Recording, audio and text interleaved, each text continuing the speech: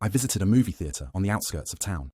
It played a movie I've never heard of. If I'm being honest, I didn't even want to see a movie. I just wanted to go on a drive. It had been a long and stressful week at work, and I thought the best medicine would be a nice cruise through the countryside. I think I may have gotten a little carried away because, before I knew it, all that surrounded me were trees and an orange glow of a summertime sunset. I figured I'd just drive and enjoy the atmosphere until the sun sank completely. But by the time darkness descended, and the only light that remained was that of my headlights, I noticed a new glow off in the distance. I could tell immediately that what I was seeing wasn't natural. This was the glow of neon lights. Curiosity got the better of me, and as I neared and my face grew brighter and brighter from the light of that ominous glow, the source came into view. It was a theatre. It didn't look old, but it wasn't too modern either. If I had to put it into words, it looked like how life felt back in 2005. Before the world went grey. The parking lot was packed, which I found strange because I hadn't seen a single other vehicle the entire time I drove on that dark forest road. Not only that, but I'd never even heard of this place. I thought that I was very in the know, so to speak, about the local hotspots near town. But this place was a complete anomaly to me. I figured, what the hell, you know? Why not? A spontaneous movie night to cap off the day. I whipped into the parking lot and circled around a few times, trying to find a place to park. I swear, it was like I took the last spot in the entire lot, and in that moment, this experience felt like destiny. As I exited my vehicle, the scent of popcorn filled my nostrils, and it was like the aroma picked me up and carried me straight to the ticket booth. The lady in the booth looked a little surprised to see me, like I was some unexpected guest at a party she was throwing. Despite this, her manners were top-notch. "Good evening, sir," she chimed. "How can I serve you tonight?" Staring up at the list of featured films, I racked my brain, trying to recognize a title. When I came to terms with the fact that I was old and out of touch with current media, I said the only thing that felt right. "Surprise me." A smile stretched across her face. "Certainly, sir." Reaching under the counter and rummaging around for a moment, she slid a ticket under the glass. "This one's a favorite of mine," she smirked. I glanced down at the ticket, and for a moment, I thought I was being punked. It had no details on it whatsoever. It was just a blank strip of cardstock paper. To further add to my suspicion, when I asked how much I owed, I could have sworn the lady shot me a wink before announcing, "It's on the house," and gesturing for me to come inside. When I pulled open the door, I was astonished to find that this lobby was unlike any movie theatre lobby I'd seen in my entire life.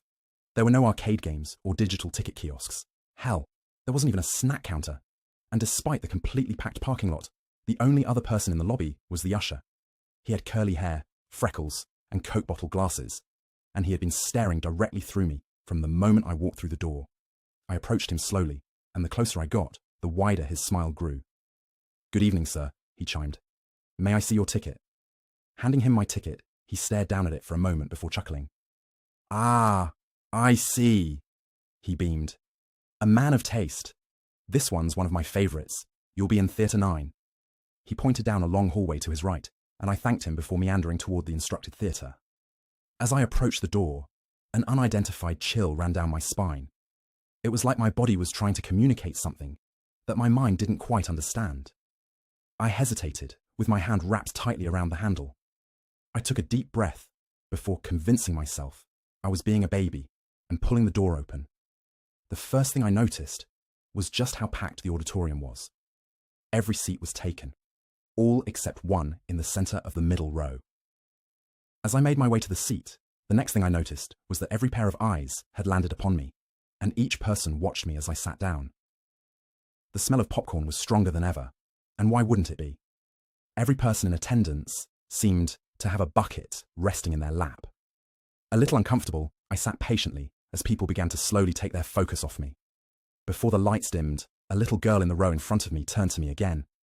She wore a cute little red bow and overalls, and in the sweetest voice I'd ever heard, she announced, "You're so good in this movie," before turning back around and fixating her eyes on the screen.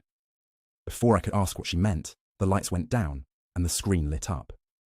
Instead of 30 minutes of ads and trailers, the projector flashed with static before the feature film began rolling.